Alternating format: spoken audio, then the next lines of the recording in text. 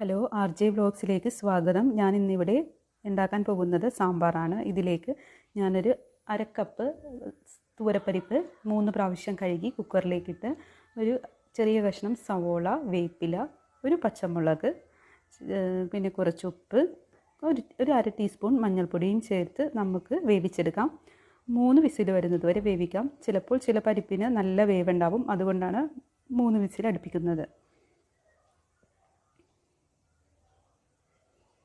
വളരെ ടേസ്റ്റിയാണ് കേട്ടോ ഈ സാമ്പാർ. നിങ്ങളൊരു പ്രാവശ്യമെങ്കിലും ഈ സാമ്പാർ ഒന്ന് ഉണ്ടാക്കി നോക്കണേ.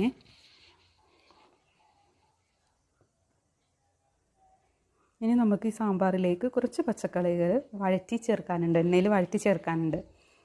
ചൂടായ ശേഷം നമുക്കിതിലേക്ക് വെളിച്ചെണ്ണ ഇടാം. ഞാനിവിടെ 3 വെണ്ടക്കായാണ് എടുത്തേക്കുന്നത്.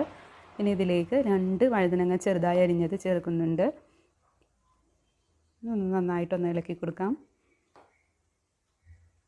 ഇനി ഇതിലേക്ക് ഒരു തക്കാളി ചേർക്കുന്നുണ്ട്. തക്കാളിയും നന്നായിട്ടൊന്ന് ഇളക്കി കൊടുക്കാം. അപ്പം അങ്ങനെ നമ്മുടെ പച്ചക്കറികൾ റെഡി ആയിട്ടുണ്ട്. ഇനി നമുക്ക് വേവിച്ച പരിപ്പിലേക്ക് 1 കപ്പ് മത്തങ്ങ, അരക്കപ്പ് കുമ്പളങ്ങ, ഒരു ഉരുളക്കിഴങ്ങ് എന്നിവ ചെറുതായി അരിഞ്ഞിട്ട് നമുക്ക് കുറച്ച് വെള്ളവും ചേർത്ത് വേവിച്ചെടുക്കാം.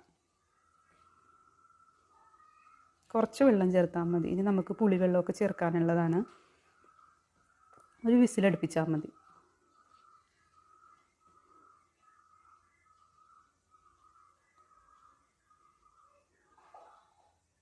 ഇവിടെ നമ്മുടെ പച്ചക്കറികളൊക്കെ ഇപ്പോൾ വെന്ത് വന്നിട്ടുണ്ട്. ഇനി നമുക്ക് വേറെ പാത്രത്തിലേക്ക് മാറ്റാം. ഇനി ഇതിലേക്ക് ഒരു നെല്ലിക്ക വലുപ്പത്തിൽ പുളി പിഴിഞ്ഞത് ഒഴിച്ചു കൊടുക്കാം.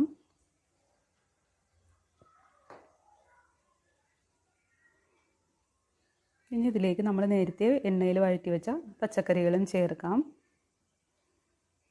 ഈ എണ്ണയിൽ വഴറ്റുമ്പോൾ പച്ചക്കറികൾ ഒരു പ്രത്യേക രുചിയായിരിക്കും നമ്മുടെ സാമ്പാറിന്. ഇനി ഇതിലേക്ക് കുറച്ചധികം വേപ്പിലയും ചേർക്കാം. ഇനി നമുക്ക് പൊടികൾ ചേർക്കാം. ഞാനിവിടെ 2 ടീസ്പൂൺ സാധാരണ മുളക് പൊടി ചേർക്കുന്നുണ്ട്. അതേ അളവിൽ തന്നെ 2 ടീസ്പൂൺ മല്ലിപ്പൊടിയും ചേർക്കുന്നുണ്ട്. മഞ്ഞൾപ്പൊടി ഞാൻ ആദ്യമേ ചേർത്തത് കൊണ്ട് ഇപ്പോൾ ഇത് ചേർക്കുന്നില്ല. പിന്നെ ഇതിലേക്ക് അര ടീസ്പൂൺ കായവും ചേർത്തിട്ടുണ്ട്. ഇനി നമുക്ക് ഈ കൂട്ട് നന്നായിട്ട് മിക്സ് ചെയ്യാം.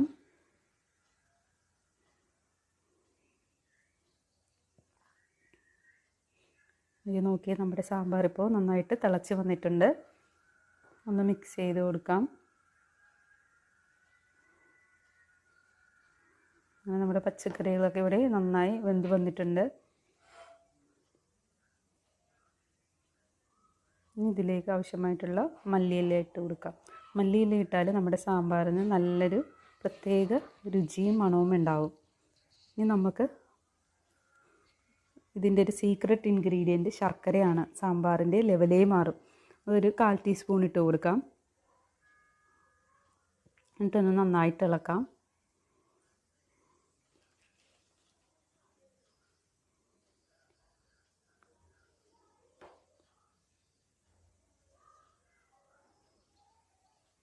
നിങ്ങൾക്ക് എൻ്റെ ചാനൽ ഇഷ്ടമായാൽ സബ്സ്ക്രൈബ് ചെയ്യണേ, ലൈക്ക് ചെയ്യണേ, ഷെയർ ചെയ്യണേ. ഇങ്ങനത്തെ ചെറിയ ചെറിയ റെസിപ്പിയുമായിട്ട് ഞാൻ എല്ലാ ദിവസവും വരുന്നതാണ്.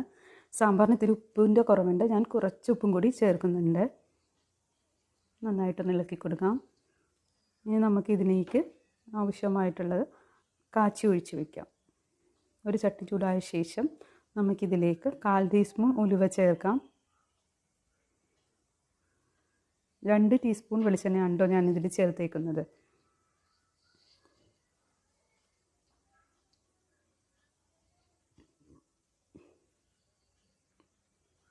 ഉലുവ ഇവിടെ നന്നായി മൂത്ത് വന്നിട്ടുണ്ട്. ഇനി നമുക്കിതിലേക്ക് 2 ടീസ്പൂൺ കടുക് ചേർത്ത് പൊട്ടിക്കാം.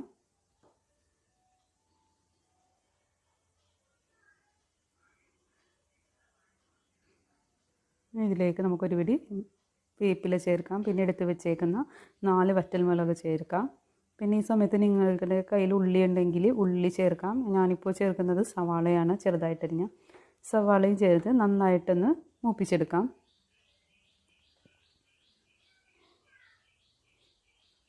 അങ്ങനെ നമ്മുടെ കൂട്ടിവിടെ റെഡിയായി വന്നിട്ടുണ്ട്. ഇത് നമുക്ക് സാമ്പാറിലേക്ക് ഒഴിച്ചു കൊടുക്കാം. അങ്ങനെ നമ്മുടെ രുചികരമായ സാമ്പാർ ഇവിടെ റെഡി ആയിട്ടുണ്ട്. ഇതൊന്ന് എല്ലാ വശങ്ങളിലേക്കും ഒന്ന് ചുറ്റിച്ചു കൊടുക്കാം. ഞാനിതിലേക്ക് നമ്മൾ വറുത്ത ചട്ടിയിലേക്ക് കുറച്ച് സാമ്പാർ ഒഴിച്ചിട്ടൊന്ന് ചുറ്റിച്ചൊഴിക്കുന്നുണ്ട്.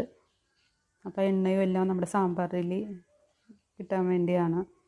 അല്ലെങ്കിൽ നമ്മളത് കഴുകി കളയുമല്ലോ. ഇനി നമുക്കിതിലേക്ക് ആവശ്യമായിട്ടുള്ള മല്ലിയിലയും 1/4 ടീസ്പൂൺ കായവും ചേർത്ത് നന്നായിട്ട് മിക്സ് ചെയ്യാം.